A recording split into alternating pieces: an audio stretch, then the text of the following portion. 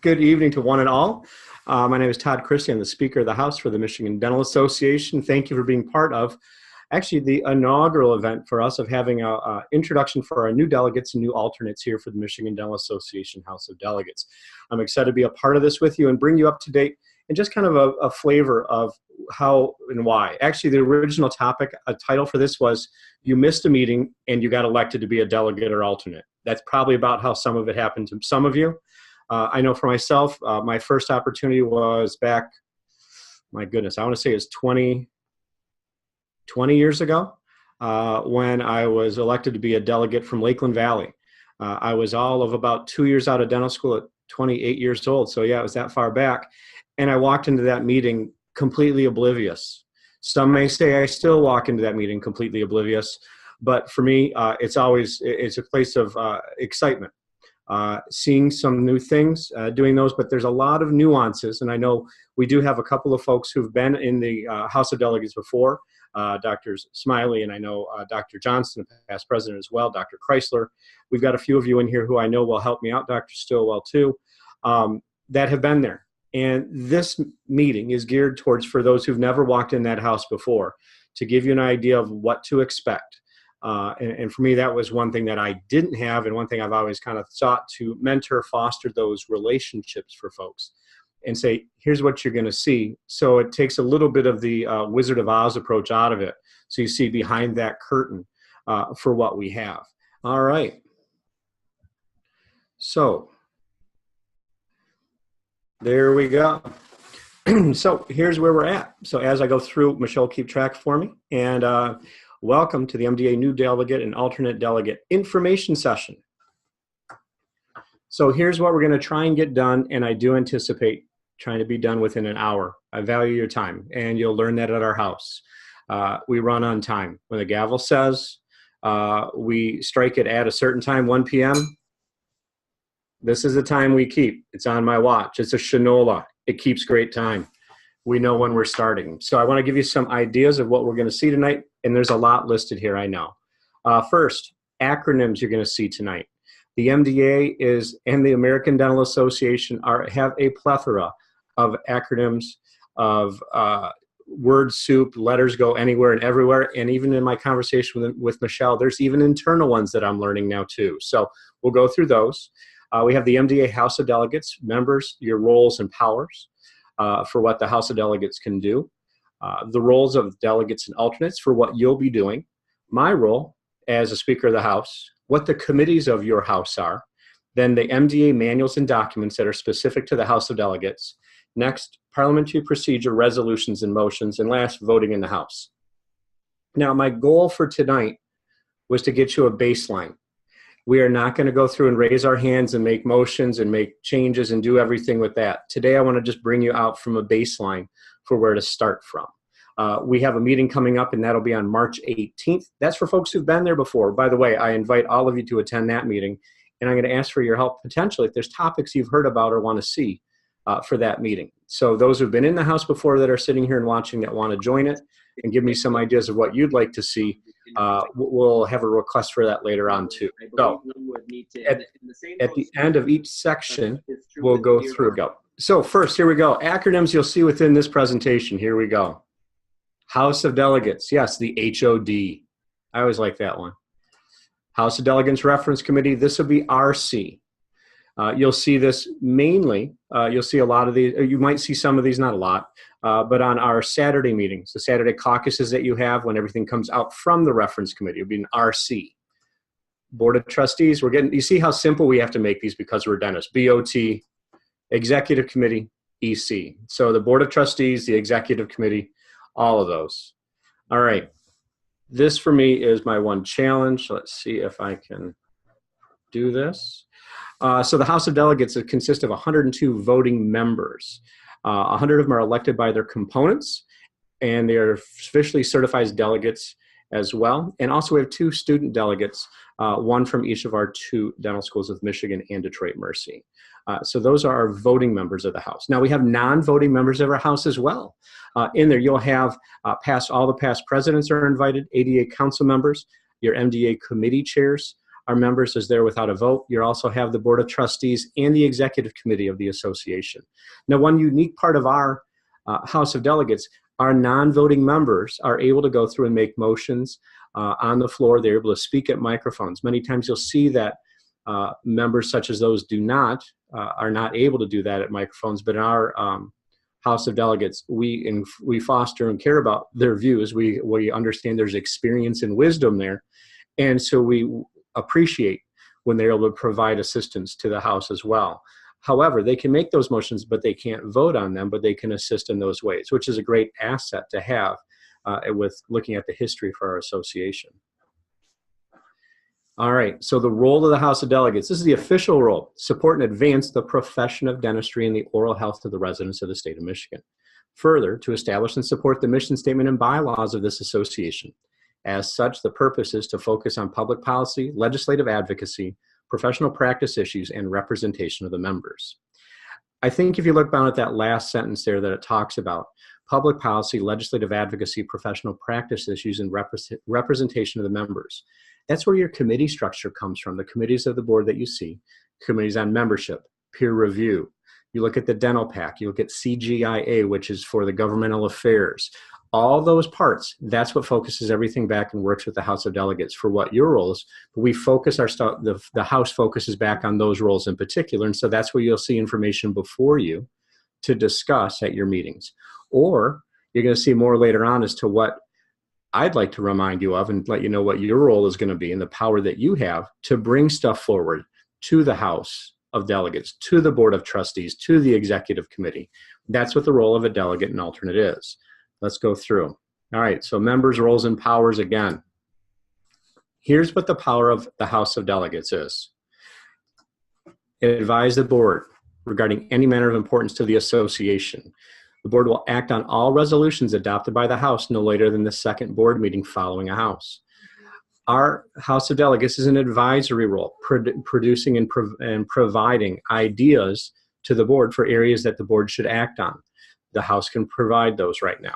This is a change from what the bylaws were when I was on the board, which was now, as I look out, my son just turned 17. He was 6 months old when I was on the board the first time.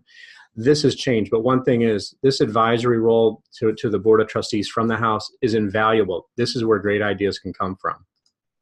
All right, big power of the House as well, amending the bylaws of the Michigan Dental Association. The bylaws, and we'll talk more about those in a minute, are very important to our association. The House is in control of any changes that come to that. Next, adopt and amend the Standard of Ethics and Code of Professional Conduct for the association. These two go hand in hand. I know last year we had a change for the ethics as well. That was brought to us by a member of the House, brought forward a resolution that looked at the self-reporting of felonies that would have gone to the state board, but also to our peer review system as well. That was a well thought out resolution that was brought to the House. The House voted it and made the change to adopt that into the standards of ethics that we had. Next, you control the House of Delegates agenda that's provided to you. We go through, you approve the agenda as it comes out, and you'll see that coming up here in probably about a month and a half. You act on any matter brought before it by a delegate or the Board of Trustees. So as we go later on, you'll see resolutions, you'll see motions and different things that the board can bring in, or a delegate, as I just told you, as that resolution last year was. You act on those and make decisions as to approve or not approve those going forward, and set the agenda for the association in that manner. You can originate and act on resolutions. Any delegate can bring it forward. Any component can bring that forward as a resolution or a motion or something to be completed. So that's where the House takes control of it. Next, we keep going. These next two, I think, are the strongest. One of the big part that you have is electing the officers and the members of the Board of Trustees. You pick the people who are going to be working for you and with you for the association on an ongoing basis for those years.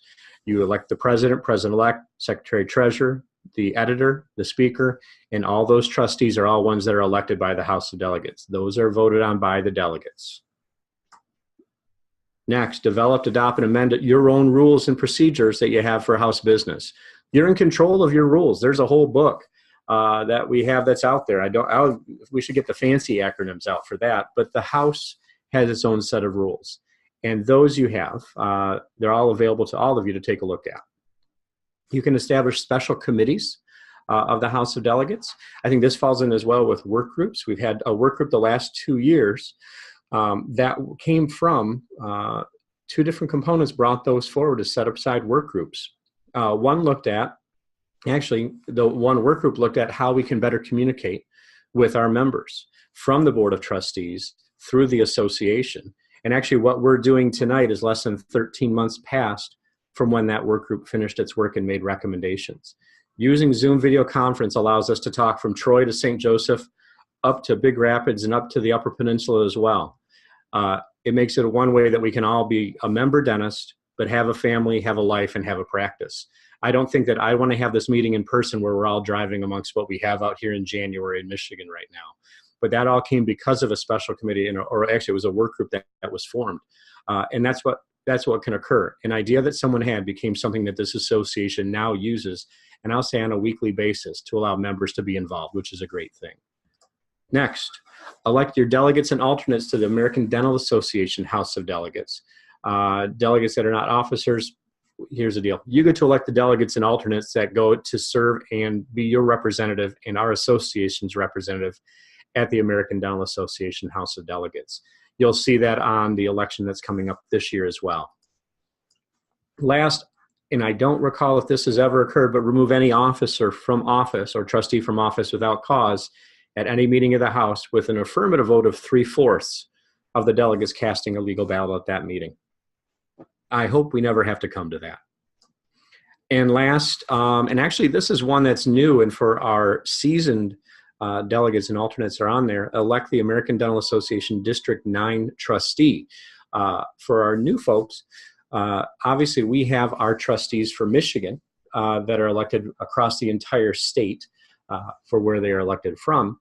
But we share an ADA, American Dental Association trustee district with the state of Wisconsin. And so back a number of years back, actually when I was on the board the first time, so this is 15 years ago, we opted with them that we would alternate that position. Every 4 years, it would go between Michigan, then 4 years with Wisconsin, and back in 4 years. But based on some changes that are going at the ADA, the election for the 9th District trustee is coming up from Michigan, but we'll be having that election will be taking place in 2020.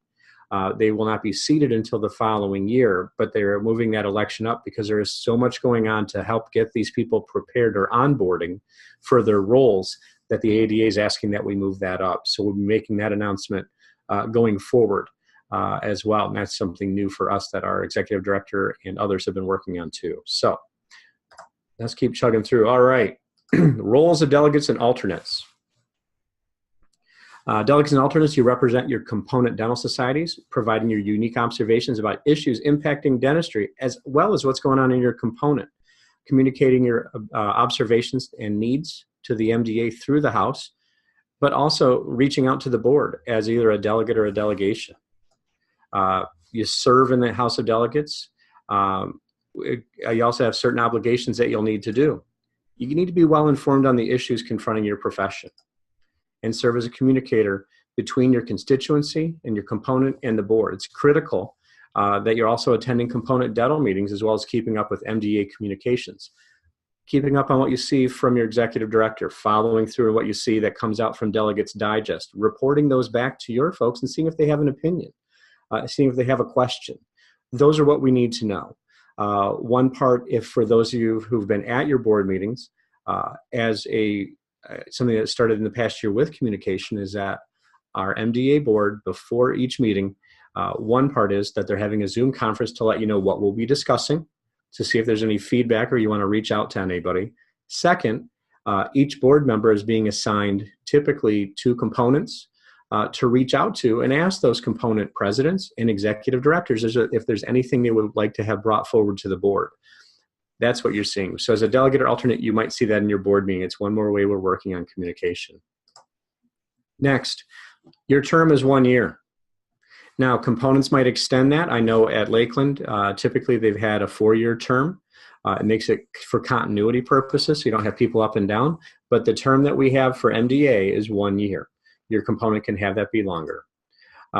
Attend and participate in the House of Delegates meeting held during annual session. Read all the background information. Start pulling those up online when you get the email that they're available. Some is on there right now, and I anticipate over the coming weeks, probably mid-February into late February, you're going to see a bunch more going up on there. But you'll see that in the Delegate Digest with everything that's available. Participate in the discussions. If there's something that you read when we get to the meeting of the House, there'll be a time to have and get discussion in or getting points, and that's during the reference committee that we'll talk about in a little bit. But get those discussions going. But if you see something you're not sure, reach out and ask a question. If you see something you want to talk about it with your caucus or your component, talk about it. Have an idea. Bring it. I want you to bring conversations to our House. That's a great thing to do. Be strategic in where the association is headed. We'll provide that where the sales go, how are we making adjustments through the year. If you see what's going on, you'll understand where we're going. And if you're not sure, as I said, ask. Work with your component dental society to submit recommendations. I'd like to see more coming from our component dental societies. If at any point somebody has an idea, I know we have a component interested in something right now. So between Michelle Nichols-Cruz, who is our governance manager, who if you have questions, always you can reach out to her as well. But let me know, let Michelle know, and we're more than happy to step forward and see what we can do to help you get that completed and see what that idea is. Because sometimes we have seen it where ideas come forward and you know what, they're already in the manuals. But if they're not, that's something we can work on and see if that's something that the House of Delegates wants to move forward with too. Next, read the MDA bylaws and manual of the House of Delegates as a new delegate or alternate. Folks, here's mine. It's backwards. I picked it up the wrong way. But I have those exciting bylaws. I don't sleep with them at night. They're not under my pillow. The manual of the House is not under my pillow every night. I didn't really do that well in college doing that either. But the bylaws are there, and it's just to go through and review those, look at them. I'm not saying we're not having a test on them at the first meeting in the House, but there's some really good things in there, especially in the manual for House of Delegates is the big one for you to take a look at as a new delegate or alternate. Some of what you'll see in there will be what we train on going forward when it comes to parliamentary procedures. Hopefully we're almost done with all the roles. You all have a lot to do. If you didn't recognize that, I am assigning you all this work. But as we said, attend and participate in any scheduled component or regional caucus before the House meeting and on site. Next, honor the obligation to keep up with the Speaker and the Board by communicating on a regular basis throughout the year, and the expectation to be participatory by providing feedback to us as well. I've sent out some stuff as well, asking folks for their feedback, but got a few things here and there, and that's fine. If there's nothing new to add, it's okay, but look at it and see. I know when we've been doing some of the speaker talks that I've sent out, I've gotten feedback, and actually some on this call have given me feedback as well, and that's helped me for what we want to do going forward. And you'll see as well, you always have access to the Board of Trustees and the committee minutes if you go online. If you need help on how to try and find that, let me know. Let Michelle know. We can direct you to you find that on the website under the Leadership Central.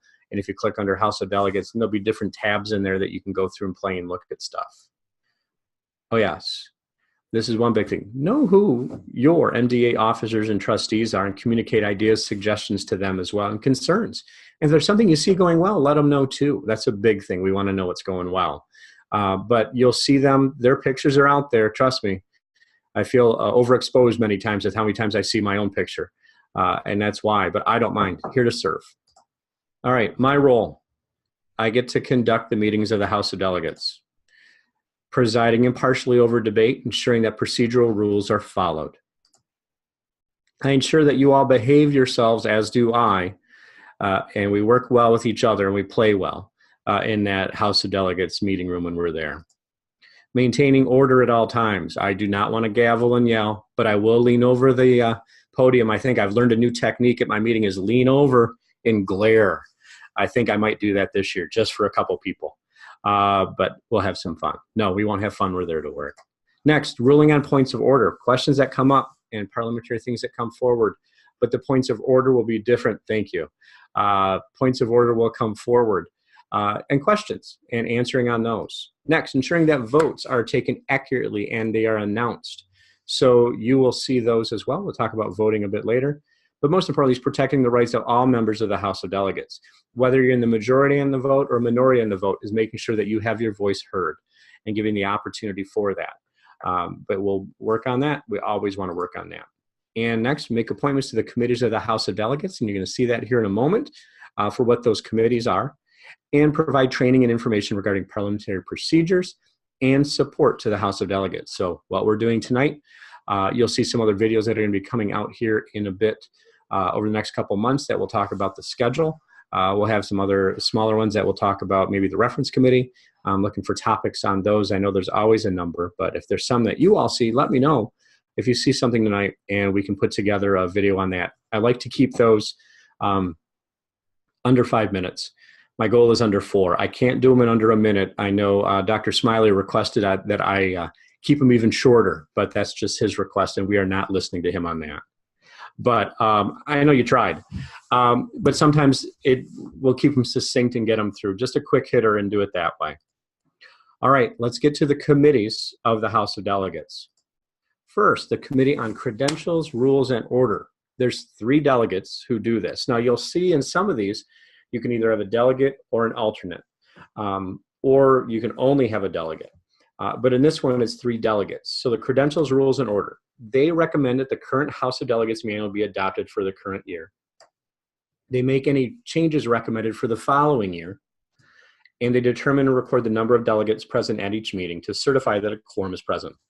Excuse me. So this group will go through this year and evaluate and make any recommendations for changes going forward, looking at that house. So they'll work with Michelle Nichols-Cruz, your governance manager.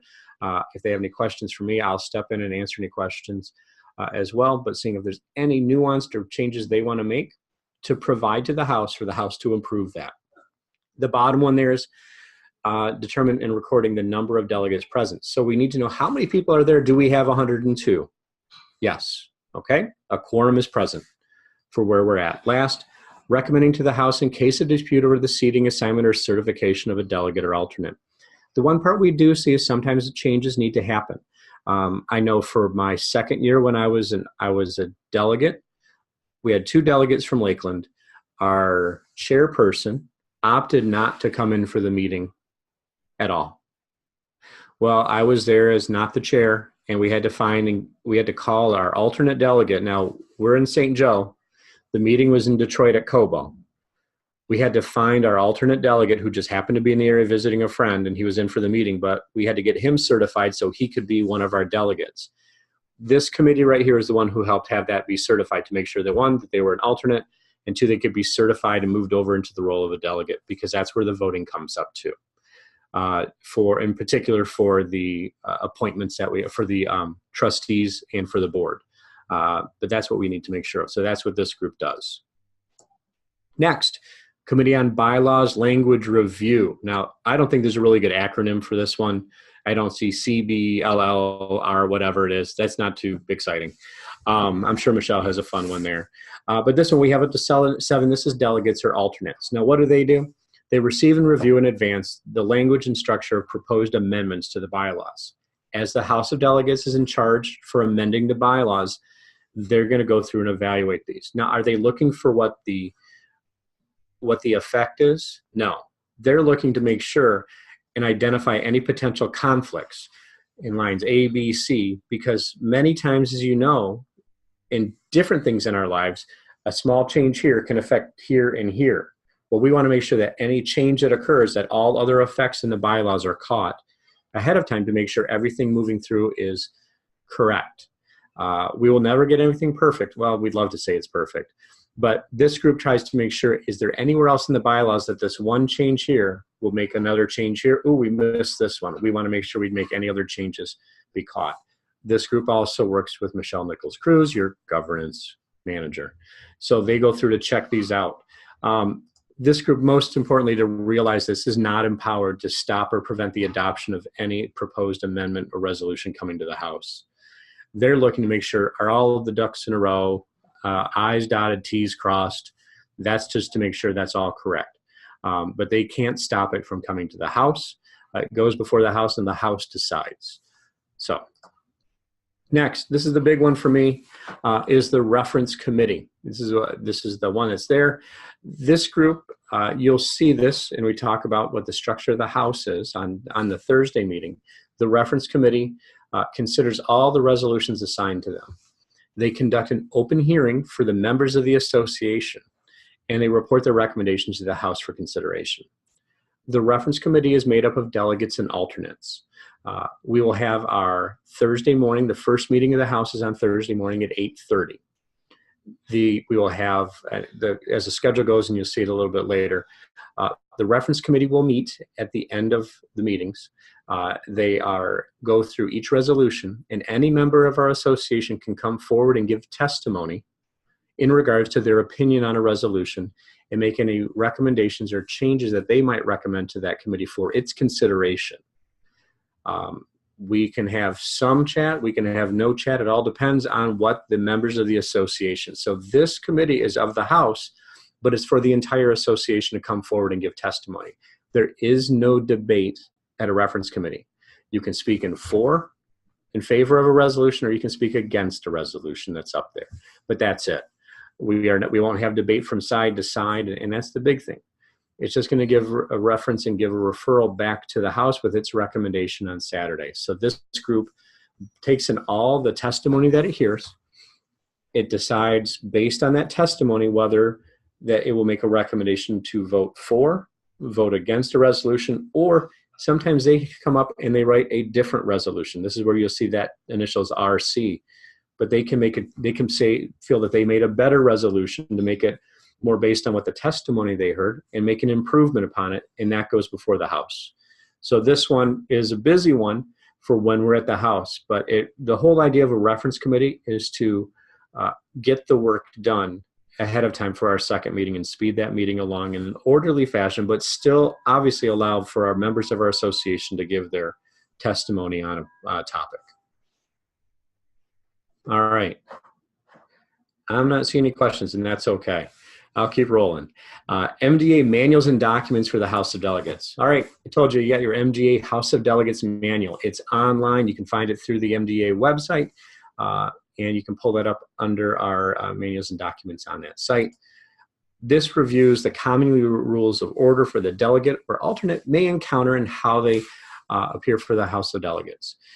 Once you master these fundamentals, you'll be able to participate in the functions of the House with greater comfort level and effectiveness. It's just the baseline. You can read through it. It's an easy read. I'm not saying you will read it and you'll be wide awake for the rest of the evening. If you seem to enjoy that reading and saying, oh, how does this work more, you might want to be a parliamentarian, and we'll talk. But as well, the bylaws. Bylaws define the name and purpose of the MDA and how it should work. These are the overriding properties. Typically, they'll say this is like the constitution of the association that's in there. They define that purpose. This one specifies who the officers are, the committees, what their rights and obligations are of all these groups. It tells you who does what and when and how that they're going to do everything. Let's see if I can get that cleared. And last, permanent rules. The bylaws are permanent rules, and they shouldn't be changed lightly. Now, we talk about voting in here. When we talk about voting, the votes typically for what we have for most resolutions are a majority vote. But when it comes to the bylaws, it requires a 2/3 majority. So you have to have a higher number of people vote to have those changed in there. So that's a big change that we do have. Okay. So we have here parliamentary procedures in regards to what motions and what parliamentary procedure, House and motions. This is how we bring business to the House of Delegates and to process it to make some decision in an orderly manner, as I told you. This is accomplished through the presentation of motions. A motion is a formal proposal presented to the House of Delegate for its consideration and decision. Motions may request or express opinion. They seek support on an action taken or to seek legislation or establish a policy. So that's what a motion is. Main motions are used to bring specific Substantive item of business before an assembly. The chief characteristics of a main motion are: it's debatable, it's amendable, it requires a majority vote to pass, and it can be reconsidered or rescinded. So a motion is just an idea. It says, I move that. We make the official colors of the Michigan Dental Association green and white, which I know some of you would have a problem, say, I want maize and blue, and we'll talk about that another time. Or red and white. I know we might have an Indiana or a OSU fan, look out. So resolutions or main motions are presented to the House of Delegates in the form of a motion to adopt a resolution. A resolution is simply a motion in written form. So we write that down, you have it before you. Now, the one part that you will see is at the House of Delegates, we use something that's called adopt in lieu of. As I mentioned to you earlier, that reference committee chair and that reference committee can come up with a resolution to the House of Delegates that substitutes for another resolution or multiple resolutions. And that's been suggested during the hearing. And we'll talk, as I said, more about this. This adopt in lieu of is another way that we can take great ideas, move them forward to keep up and move the speed of the House, but also to get their work done, rather than being bogged down in what we might say is the old ways. Robert's Rules is one you might say. We actually use a different standard for our parliamentary procedures that we'll talk more about another day. All right. If you've had experience in other parliamentary procedures and groups other than the Michigan Dental Association, I want to let you know there's two that we do not use, and both are noted in your House manual. First, well, I guess it'd be second here, but seconding of motions. Following the proper making of a motion, a second is not required in our House of Delegates. Why is this? Because if you have 102 people sitting in a room, somebody's going to say, yes, I agree with that, at least to talk about it. So we don't have a seconding of motion. So once a motion has been moved forward and I've read that or said that, we go into debate regarding that motion or that change that somebody wants to make. The next one we have is tabling. The motion to table shall not be used in the House of Delegates.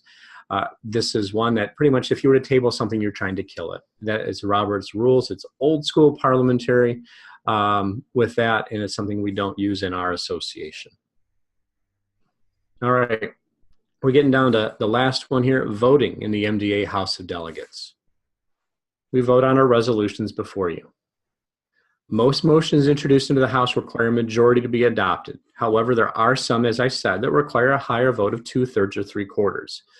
Those are for the bylaws. So the bylaws require a 2/3 vote to make any changes. As we said, that is the ones that you try not to make as many changes. And when you do, it's got to be an important one to make those change. The second one, as we said, is a 3/4 vote, is to remove an officer or a trustee from office without cause.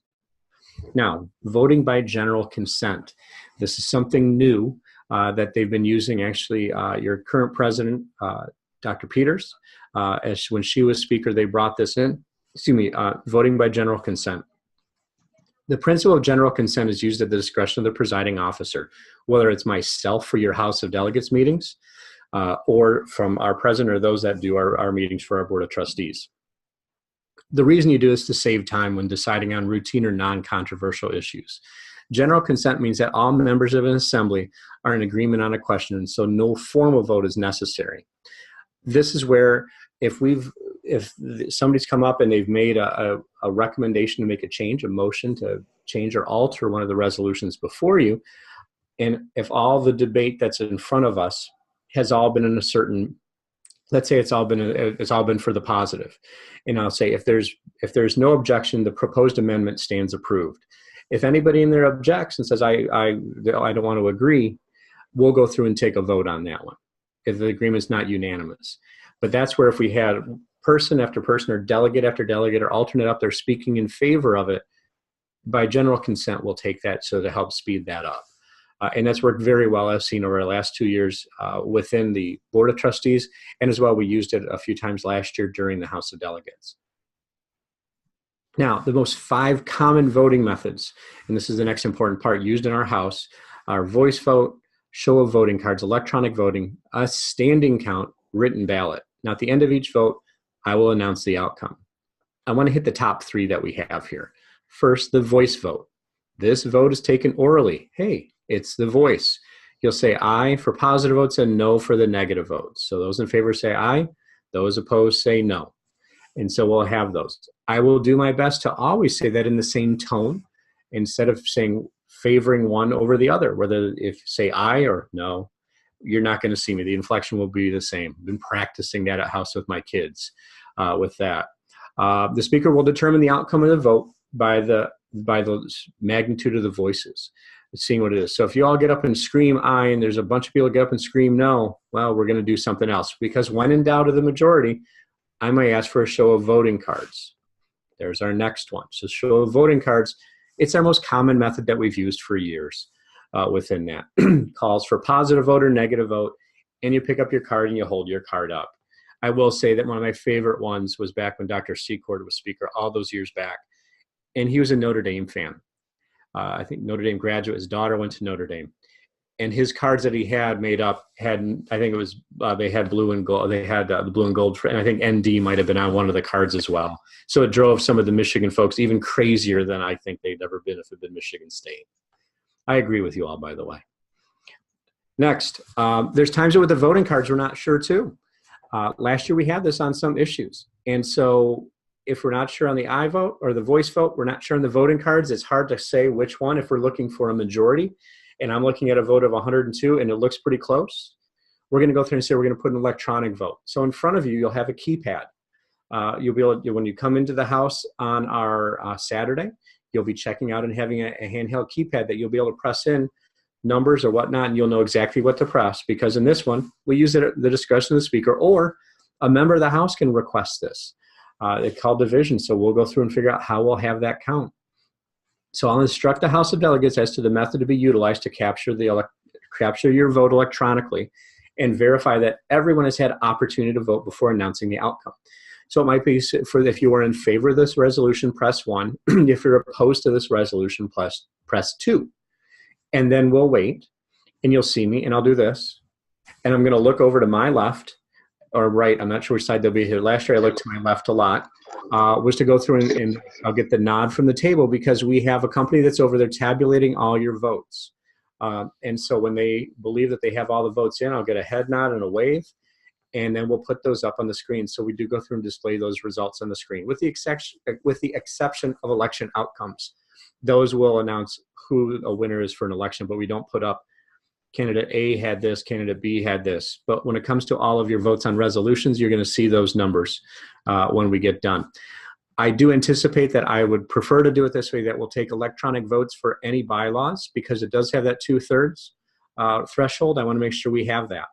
And so rather than looking out there and questioning anything, let's put it to an electronic vote. And so you'll see that I would anticipate on each one we have for that, just because it's a whole lot easier to do it that way. And, you know, I just like it. I like the electronic vote. The other ones I don't anticipate us using, because actually last week I was at a 3-day conference of the American Institute for Parliamentarians, and they talked about taking standing votes, serpentine votes, all these different options. The electronic vote takes those all out of the way. We do, and they accept those electronic vote in lieu of all the standing votes in those instead. We can use those with all the backing from the AIP in regards to that. AIP, sorry, I didn't give you that one. American Institute of Parliamentarians. They have the book. That's what we use. So let's go through your calendar here for what we have for our annual session this year. Wednesday night, before there in Detroit, we have the House of Delegates leadership training. I don't anticipate going through everything we just did here tonight. Trust me, I want to give you something fresh every time you flip on your camera or show up at a meeting. From 5 to 6, you'll have the Meet the Candidates. So you'll have your candidates for all your executive committee. You'll also have the candidates for trustee and the candidates for ADA delegate alternate. All of them have been invited and will be invited to be attending at that as well, so you can meet them. And then from 6 to 7, I get to give another talk. And as some will say, that's too much time with me to get an open microphone as you're experiencing here tonight. But I will not have technical difficulties. Right. Thursday. So you're going to get a good night's sleep. Actually, afterwards, they have timed out. So if you'd like to attend, the MDA Foundation has their gala that evening that is starting right around the time ours is ending. So you'll be able to get right over to their room and enjoy your evening with the MDA Foundation after that. Well, get a good night's sleep because we start at 8:30. That gavel goes down at 8:30 for the meeting of the House of Delegates. The House of Delegates will meet, go through a number of speeches, informational things that are coming out to you. The candidate forum that you'll see questions that will be provided and answered in front of you will be following the House of Delegates first meeting. Then we'll have a slight break, and then we'll have that reference committee I talked about. And so that reference committee will sit down and go through all the resolutions and one by one and hear any testimony, and then they will, typically that will last up to an hour, and then they will go and be sequestered in a room to go through and get all the things planned out that you will see for you on Saturday. And lunch will be provided that day as well. Next, we get to Saturday. So your reference committee reports will be delivered to your caucus rooms for your caucuses by 7 a.m. And at that point, you'll have your component caucus meetings will occur that morning. So you'll get the caucus, you'll sit down, and as I said, you want to have communication. So if you've read the information, you attended the reference committee, you've asked questions ahead of time, you'll get the reference committee report and say, all right, what do we think of them? Do we like this one? Do we not like this one? Do we want to make changes? If we want to make changes, how are we going to do that? You'll have myself, you'll have the executive committee of folks from the board that will be available. And I think, again, this year, as we've had requested at each of the component caucus meetings, you'll have a board of trustees. One of the trustees will be there in each caucus, and potentially as well with the executive committee to cover any other bases we need. I will be roaming, and you'll have my cell phone and cell phone just a call if you need me. And so I can get there. And that's how we got some of the work done last year. People had ideas, and they said, how can we do this? So, and by the way, last year, I like putting folks together have similar mindsets. And so we had one component that had an idea, and they brought it to me, and somebody else brought the same idea, and we put them together. And suddenly, it's nice to see groups work together, and they get stuff done faster that way. So your component caucus meeting will be in the morning. The House of Delegates, the second meeting will start at 1 p.m. So gavel goes down at 1 p.m. The doors open at noon. This day is one that's a little bit more stressful getting in. We have a new technique for handing out those keypads to get in, the electronic keypads. So you'll have those that day. All right. Even with my snafu, I'm doing well. I will get this, and Michelle has this information, and we'll see if we can get these printed up if you want to have these. I will tell you the bulk of my information I had here is all in your MDA House of Delegates manual or in the bylaws. There's a couple nuanced things that I brought from my talk from last week in regards to what bylaws are, but that's my cell phone and my email. Those two I know real well. But you can always call or text me and let me know your name so I know who I'm talking to and get back to you as well. But I do appreciate you all setting in here this evening.